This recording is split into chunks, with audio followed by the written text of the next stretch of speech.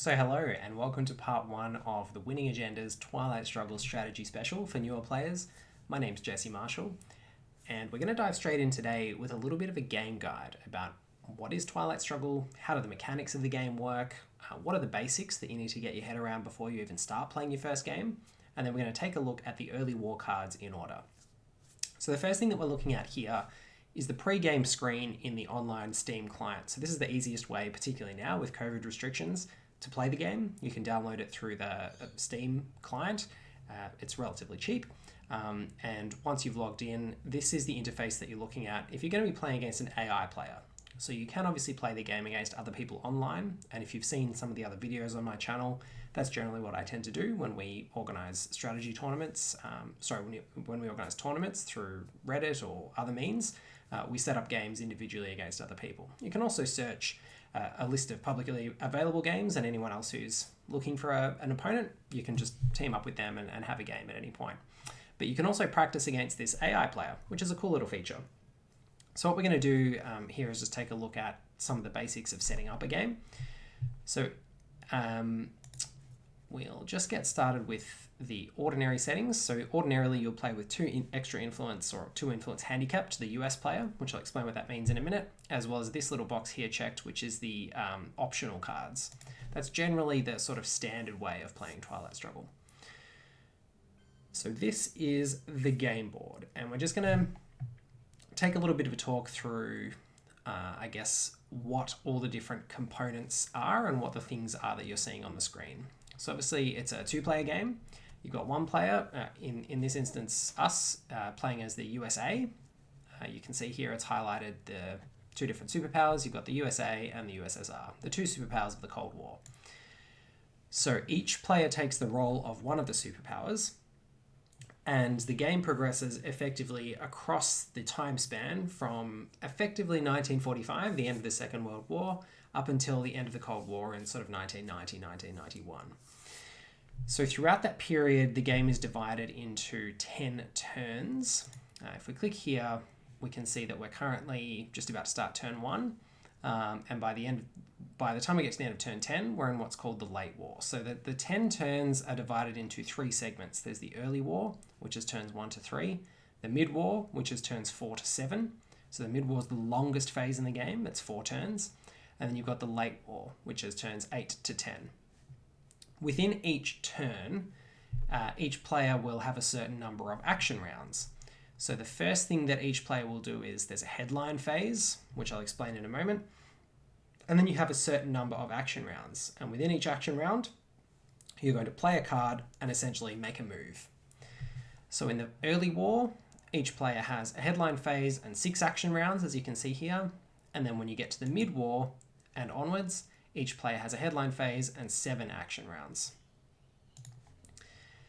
So how do you win the game, I guess, is the first question to start with. And there are a few different ways you can win.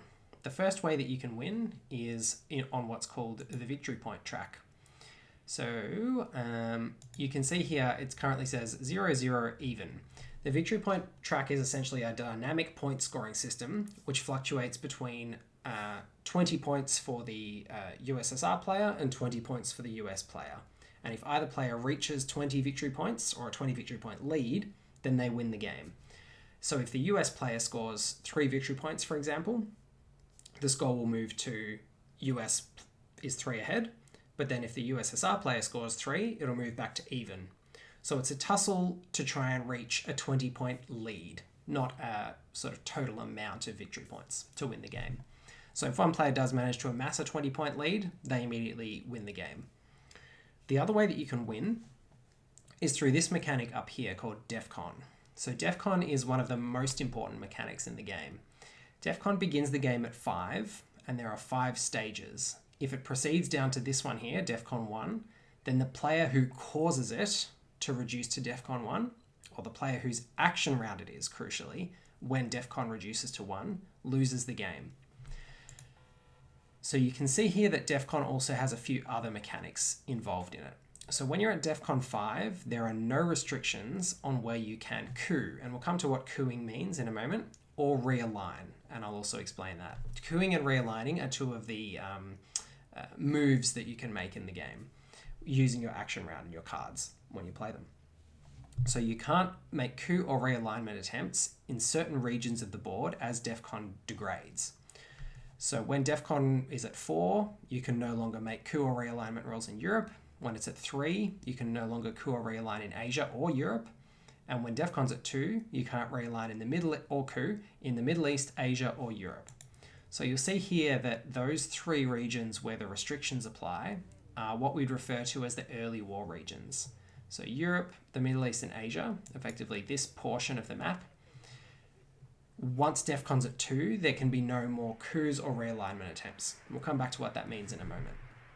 The other reason that those regions are called the early war regions is that on the first 3 turns, they are the regions that the game is effectively fought over. So you can see here from the starting setup, this influence that's currently on the board at the moment which is the little numbers in the boxes,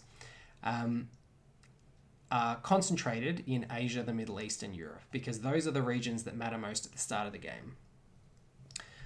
So what is influence and what is country control? You can see that each of the different countries on the map has the name, and it's either a red highlighting around the name, or it's just sort of this brown or neutral color.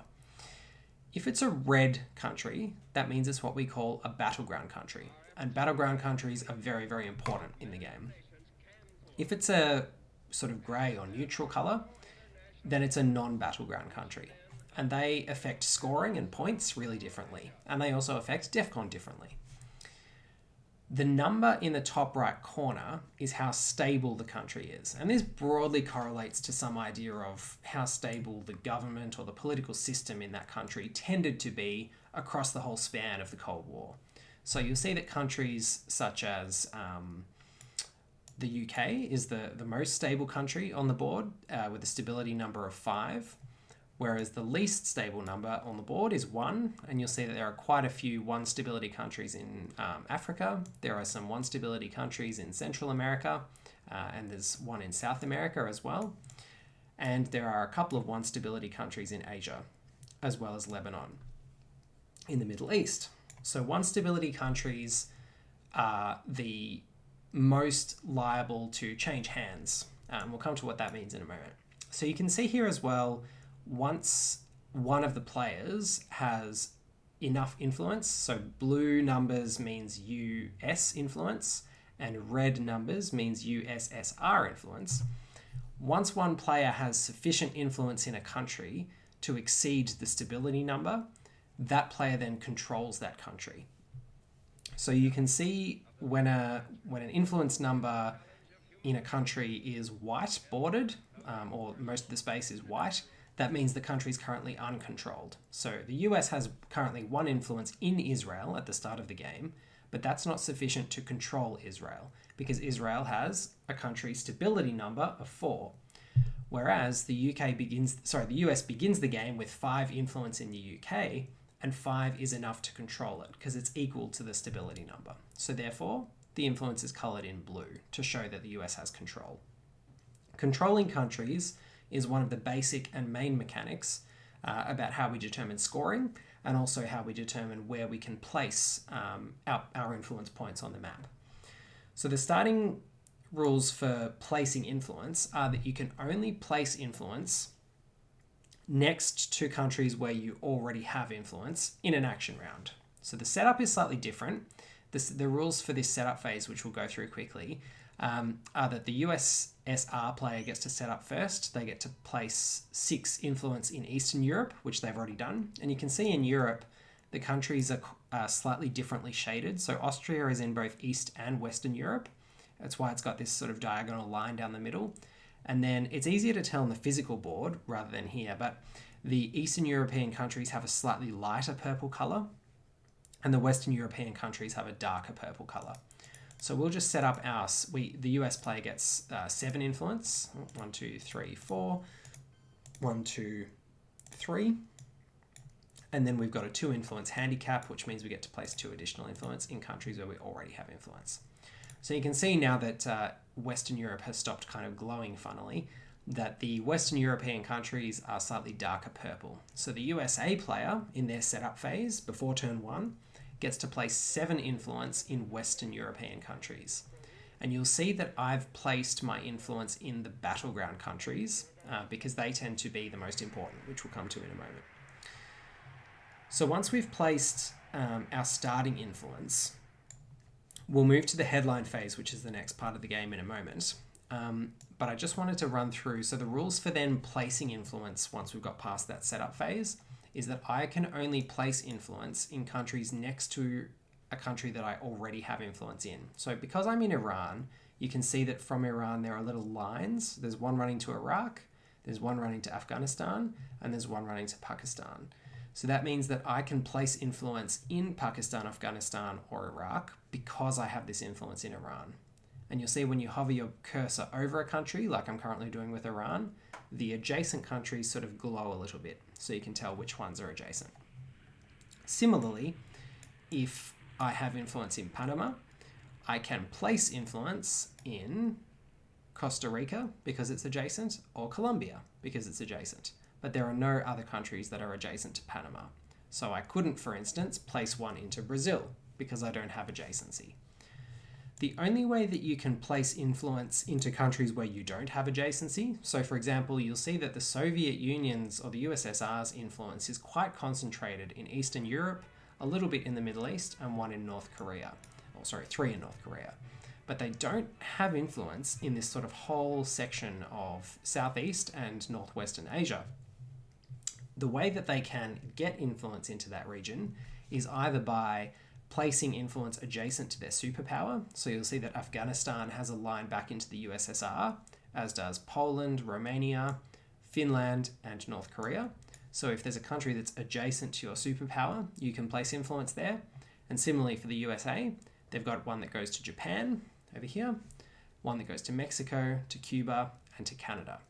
But other than placing next to your superpower, the only other way that you can get influence into countries where you don't have adjacency is by two methods, either coupping or using a card's effect.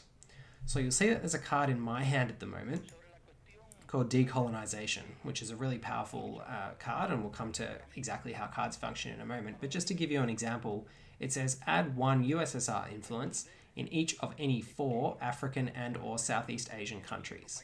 So if decolonization happens as an event, it means that the USSR player add one USSR influence to any 4 countries of the USSR's choice in Southeast Asia, which is these light yellow shaded countries, or Africa, which is this continent here. Any of the brown countries. You'll note that there are some African countries like Egypt and Libya, which are on the continent of Africa technically, but are actually in the Middle East region for the purposes of Twilight Struggle, hence they're coloured blue. So other than card of effects, coupping is the next way that you can get influence into a country where you don't have adjacency.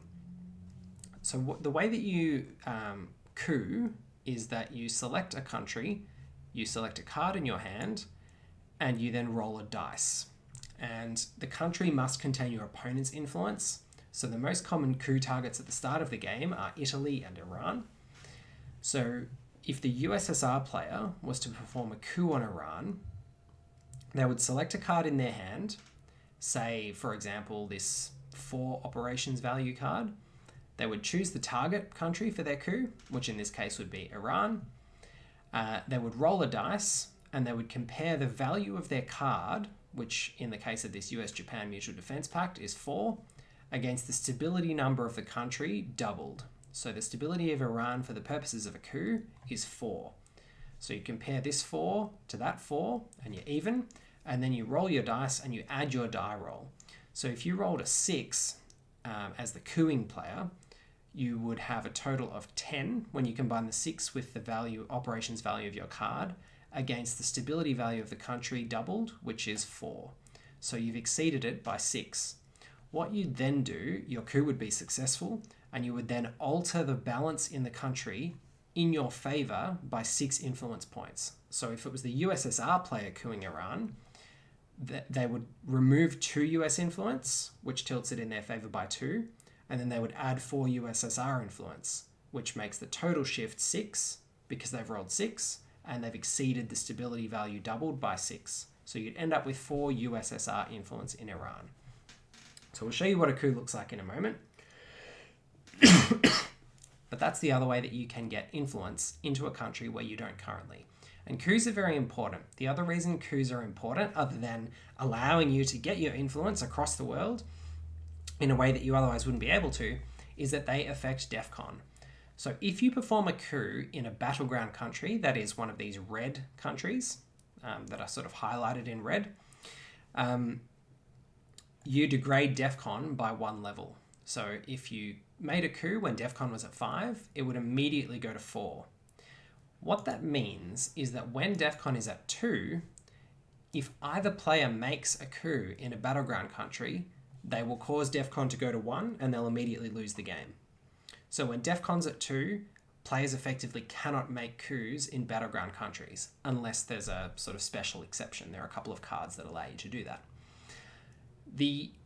What that also means is that if you can force your opponent to make a coup in a battleground country on their turn, or there are a couple of cards which allow you to make a coup in your opponent's turn, then you can force them to lose the game by making a coup in a battleground country on their turn or in their action round. And we'll come back to that in a moment. But those are what we call sort of Defcon deaths, those cards are generally referred to as Defcon suicide cards. So you've got to be very careful of those. And we'll come to what some of those are in a moment. But what we're going to do now is begin the game. So after setup, the next thing that we would do is headline a card before we take our first action round. The other thing to mention is that the Soviet player always goes first with all these things. So they get to take their action round first, but the advantage for the US player is that they go last. And we'll get into the strategy of that a little bit more and how you can manipulate that as either player to get the most out of that.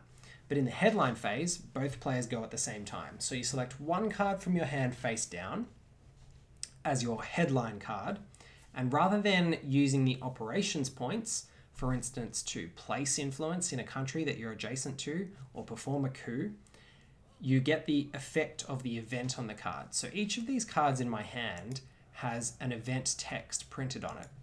And in the headline phase, if you get to choose one of these cards from your hand to have the event text occur.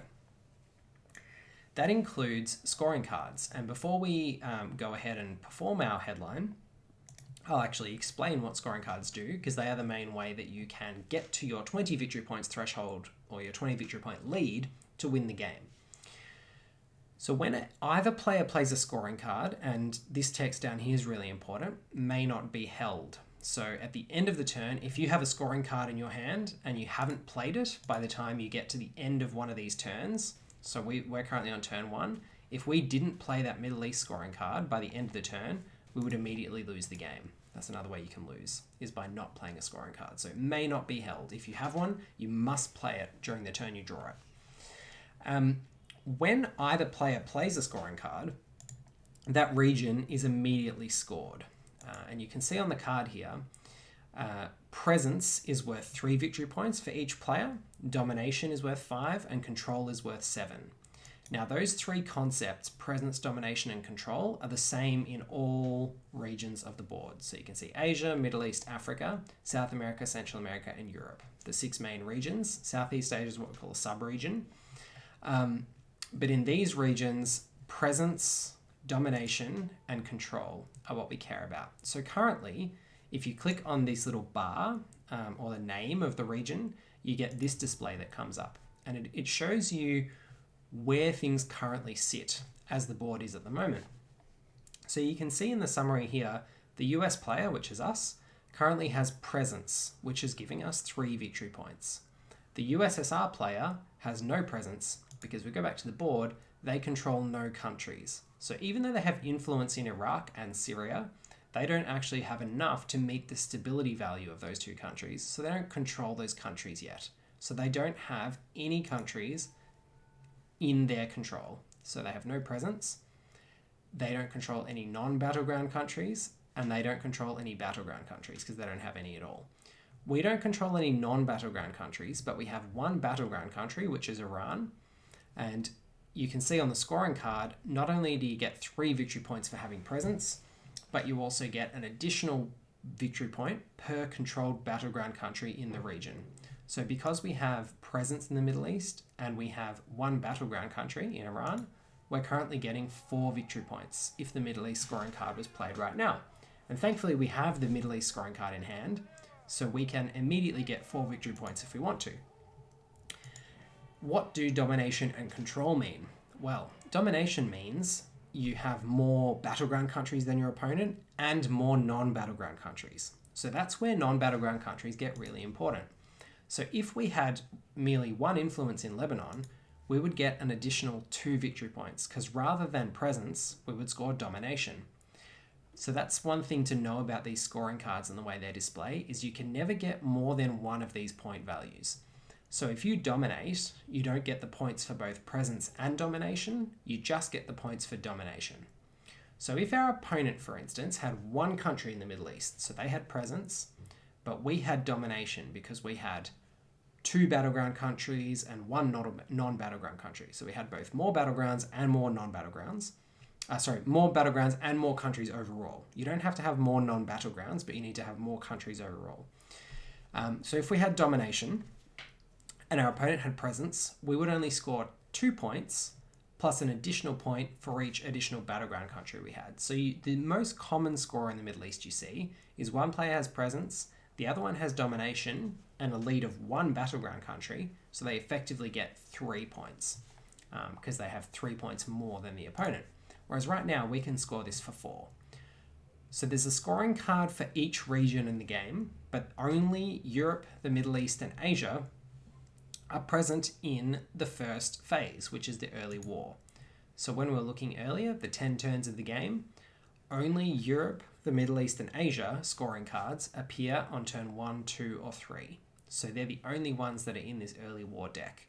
The scoring cards for Central America, South America and Africa only appear in the mid-war deck, as well as the scoring card for Southeast Asia.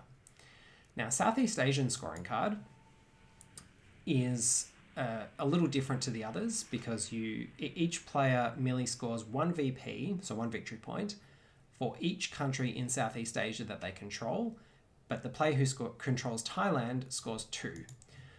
So you can see by this diagonal yellow stripe, the ones that have the bottom right-hand half of the card, of the country rather, highlighted in light yellow, are the ones that are in Southeast Asia. So Burma, Laos, Thailand, Vietnam, Malaysia, Indonesia, and the Philippines. They are the ones that count for the Southeast Asia scoring card. The Southeast Asia scoring card only appears in the mid-war, so in that turn 4 to 7 deck, and once it's scored, it goes away. So that's what this little asterisk means. It says down here as well, remove from play after scoring. Whereas the Middle East scoring card appears in the early war deck along with Asia and Europe scoring cards, and once they're played, they go into the discard pile, and then when a reshuffle occurs, they get reshuffled back into the deck. So they'll usually come up 2 to 3 times in the game, whereas Southeast Asia scoring only comes up once. So that little asterisk that I mentioned, we'll go ahead and score the Middle East scoring card, just get this moving along. So our opponent headlined a card called Captured Nazi Scientist. So this brings us really nicely to the next mechanic, which is the space race. So you can see here, Captured Nazi Scientist says, advance the player's space race marker by 1 box. And it's got that little asterisk next to it, and it says remove from play if used as an event. And what that means is that once this has happened, our opponent's headlined it, the event has happened, the card goes away, and it's removed from the game, and it never comes back and is never shuffled back in. So it only happens once. Some cards, so you can see in our hand, there's a few that have that little asterisk. Comic-Con, US-Japan Mutual Defense Pact, and Korean War all have the asterisk, but the others in our hand don't. So those ones will be removed, but the others, if they're played for the event, will be reshuffled later on. So what is the space race? It's this additional track that each player can advance on, and you can see by the highlighting around the square, it's got both this blue half and the red half, meaning both the US player and the USSR player are currently on the square that says start. Our opponent, though, has just advanced 1 point. So you'll see if we click that there and then go back to the space race box, our opponent has now advanced to this Earth satellite box, which is why they got 2 victory points. So you can see down in the bottom left corner of these boxes a number of victory points that the players get for advancing to them. So the first player that advances to these boxes gets the first number, and then the second player who reaches it gets the second number. So our opponent got 2 victory points for being the first player to Earth satellite, and if we then advance to this box, we would get 1 victory point. So they've got an advantage by getting there first. The advantage is even more pronounced at man in space, because if they get to that box first, they get 2 victory points, and we would then get 0 for following them by coming second. There are also these spaces, you'll see every second space has a victory point award, and then the last one does as well. But these intermediate spaces have a bonus that the player gets if they are on that space, but their opponent hasn't yet reached that space. So if our opponent was to reach the animal in space spot next turn, they would be able to play 2 space race cards per turn until we reach that box. If they then reached the man in Earth orbit space, we, as their opponent, would have to choose and show our headline card in the headline phase of each turn first, until we reach that box, and then that benefit gets turned off. So how do you play a card to the space race? There are effectively, you'll see here, our opponent's chosen to use their card to add operations points in Afghanistan, because remember they had access or adjacency to Afghanistan from here. But the card that they played was called NORAD, which is, as you can see, a blue card, which means it's a USA event, and we are the USA player, they are the USSR player. So when either player plays an opponent's card, so our opponent's the USSR, and they played a USA card, the event will occur. So we will get the benefit of the card text even though they played the card. So it can be quite a damaging thing to play your opponent's cards, because even though you get the influence points, so here our opponent was the player who played it, they got to place the 3 influence points, but we, as the person whose card it was, as their opponent, still got the actual text of the card.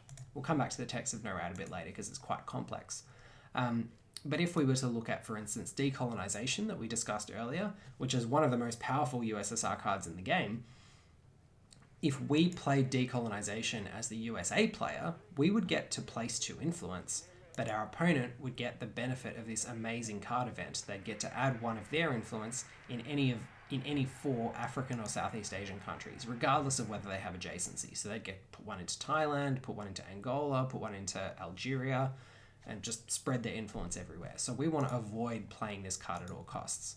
So when you look at your hand, if you have, as we do, quite a few of our opponent's events, the task that you have is usually to read through them carefully and think about which of them is going to harm you the least if you play them, and therefore if you give your opponent the event. So for example, this card, the Cambridge 5, says the US player exposes all scoring cards in their hand. The USSR player may then add 1 influence in any single region named on one of these scoring cards. So because our hand only had 1 scoring card in it, the Middle East scoring card, and we've already got rid of it, we now don't mind if our opponent gets this event because we don't have any more scoring cards to expose or reveal, so they'll get no benefit from it. So we can now go ahead and play the Cambridge 5 without any fear of repercussions, whereas decolonization still has that terrible repercussion for us that they get to place 4 influence across the board. So if we were to, for instance, play the Cambridge 5, you can see when I click and drag the card, all of these options appear. So the first option is realignment, which we'll come back to a little later. The second option is space race. So you can send any card to the space race, which means you discard it. The event doesn't occur, even if it's your opponent's event. So that would be a great way for us to get rid of decolonization, for example. We could send it to the space race, discard the card, and then get to have a roll to see if we can advance on the space race track. And you can see up the top of the screen there, it says next project, 2 ops, roll 1 to 3. So if we wanted to send the Cambridge 5 to the space race, it's a 2-ops card. So you can see in the top left corner of the card, it's got a 2 operations value. And we would then need to roll a dice and we'd need to roll a 1 to 3. If we rolled a 1 to 3, so 1, 2, or 3 on the dice, then we would advance our marker to the first box, so we would be matching our opponent, and we would get that 1 victory point. But we're not going to send the Cambridge 5 to the space race because, as we discussed, we don't mind if the event occurs. So what we can instead do, we can trigger the event first because it's not going to have any effect, and then we get the opportunity to either place influence or attempt a coup. So if we drop it into trigger event, that just means the event happens first, and then we get to come back to this menu in a moment. So we can trigger the event, and then we can come back and we can see the options that we have available to us. So once you've triggered the event, you can't send it to the space race, obviously, because sending something to the space race is an alternative to triggering the event. Triggering your opponent's event, it means that you just discard the card and the event doesn't happen. So we can now choose between realignment, placing influence, or attempting a coup. And we're going to attempt a coup.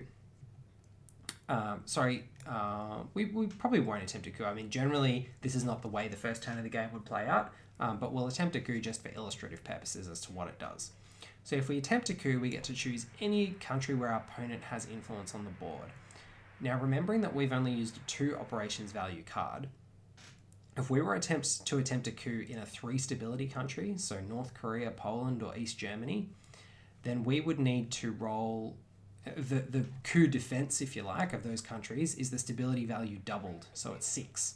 So we're only coming in with 2 power up against a 6 defense. So if we roll a 4, then nothing happens because 2 power on our card, or 2 operations points, plus the 4 we rolled is only equal to the stability value of the country doubled, which is the coup defense. And if you just equal the coup defense, nothing happens.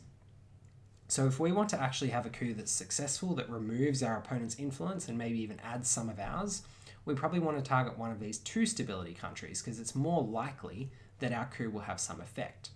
So if we choose Afghanistan, for example, you can see this handy little probability chart comes up. And it shows us that if we coup in Afghanistan, because it's a non-battleground country, the Defcon status will remain at 5. The coup defense of the country is 4, which is the stability value doubled. The operations value of our card is 2. So that means if we roll a 2, we'll simply equal the coup defense. So nothing will happen. It will still remain with 2 Soviet influence. If we roll a 3, however, we'll exceed the coup defense by 1, and we'll remove 1 Soviet influence. So it will go down to only having 1 Soviet influence. If we roll a 4, then we'll kick them out entirely of Afghanistan. If we roll a 5, we'll both kick them out and gain 1 of our own influence. And if we roll a 6, we'll kick them out and end up with 2 of our influence. So we'll decide, yep, we'll go ahead and make a coup. So we'll roll the dice. And we rolled a 6. That's pretty good. So we kicked them out of Afghanistan, and we now control Afghanistan because we have 2 influence there. So that's really good for us. So that's an example of what a coup does. Our opponent now will make a move to retaliate, and they're playing a card for an event. So you can see when you play a card for an event that is your own card, you simply get the event. It just occurs. So if last time I showed you what the options are if it's an opponent's card, so if it's your opponent's card and you trigger the event, you then get to place the operations points or attempt a coup or make a realignment. But if it's your card and you trigger the event, then you don't get to do anything else. So if I was to play, let's have a look at US-Japan Mutual Defense Pact. It says, US gains sufficient influence in Japan for control. USSR may no longer make coup or realignment rolls in Japan. So it pretty much turns Japan into a stronghold for the US player for the rest of the game. And it gives us an additional 3 influence there because Japan has stability 4, and we'd need 3 more influence to control it. And this says US gains sufficient influence in Japan for control. So in some ways that's a good event to have, but by playing it for the event, it means we forego the opportunity to use these 4 influence points somewhere else. So although having your own cards in your hand is good because you get to use the operations points without any consequences for you, in terms of you don't have to give your opponent great events like decolonization, you should be careful in thinking about whether you want to trigger the event or use the operations points. So for instance, we could attempt a coup or place influence, like we could place influence, in Pakistan and South Korea to take 2 battleground countries in Asia, which could be really powerful. Or we could trigger the event, which would give us the 3 influence in Japan. So you've always got a choice with your own colored cards, whether you want the event to occur or whether you want to use the operations points to place influence somewhere on the board or attempt a coup. So that's pretty much the basics of playing cards and how you play them. You can see that we didn't reduce Defcon. I'll just give you an example of what it looks like to reduce Defcon. So say we wanted to make an aggressive play and we said, okay, well, we'll now attempt a coup on North Korea with US-Japan Mutual Defense Pact. And we rolled a 4, so we removed some of their influence. You'll see now that Defcon has degraded to 4. So if our opponent was to then coup another battleground country, there could be no more coups in Asia or Europe. Currently, because Defcon's at 4, there can be no coups in Europe, which is what this little nuclear bomb symbol symbolizes, or atomic explosion, I should say. You'll also see that these little pips down here have filled up. So that's another thing to keep in mind in terms of coups. So whenever you coup, you get what's called military operations points. At the end of every turn, if a player has you get military operations points equal to the operations value of the card you use. So you'll see our opponent just performed a coup on Panama, and they were successful in removing our 1 influence. And they use this 2 operations points card. So if you watch up here, you'll see 2 little pips appear there for their military operations. There we go.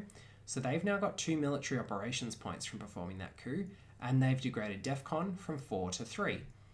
If we would perform another coup, we'd move Defcon from 3 to 2, and then if anybody else performs a coup in a battleground country for the remainder of the turn, they lose the game immediately. So once Defcon goes down to 3, it's kind of like no one can coup anymore. So we'll attempt a coup. We'll use 5-year plan. Let's just attempt a coup on Iraq for illustrative purposes. Actually, we'll go North Korea again. Why not? Oh, we can't go North Korea. That's a good example. Because Defcon is now at 3, no more coups in Asia. So you can see very quickly your options in Europe and Asia can close up. So we can no longer coup in Asia. Our opponent can no longer coup in Europe or Asia. There's no more coups for either player in these 2 regions. And if we now coup in Iraq, not only can nobody coup in the Middle East anymore this turn, but nobody can coup in battleground countries regardless of where they are on the board. So our opponent couldn't coup us in South Africa now, or they'd risk degrading Defcon to 1 and losing the game. At the end of each turn, so you'll see we're now at our opponent's playing their action round 4, and we've got 3 more action rounds because we're the US player and we go second. But once we get to the end of the turn, we then progress to the next turn. We have another headline phase. But in between these 2 turns, so at the end of our 6th action round as the US player, Defcon will improve by 1 point. So it'll go back up to 3. When Defcon improves to 3, our opponent will then be able to, for instance, make a coup in a battleground country in their first action round. And then Defcon would go back to 2. So generally, because the Soviet player goes first, they get the advantage of making the coups. So we'll just play... Our opponent's played some influence into West Germany. So that's another thing that's worth mentioning. You'll see that our opponent used a 3 operations points card. They used Suez Crisis, which they've just put into the discard pile here. So it's a 3 operations point card, but they were only able to place 2 influence in West Germany.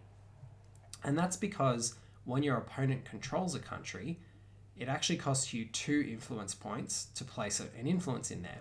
So we could, for example, go back to our hand, we could place an influence point with Olympic Games into Yugoslavia. But rather than us being able to place 2 influence in there, we can only place 1. Because while our opponent controls the country, it costs us 2 influence to place 1 in there until we've broken it. Whereas once we broke it, so for instance, if we place the first one into Yugoslavia, it costs us 2 points out of the 3, and then we can place one more because it's now broken. So it only costs us 1 because it's no longer controlled. So that's what our opponent did. They placed the first one into West Germany. It cost them 2 points from their Suez Crisis, and then they placed one more with the remaining of the 3 points. So we have a couple of options. We could use some, we could place some influence into West Germany, but instead we are just going to place some influence in France and then give our opponent the turn back.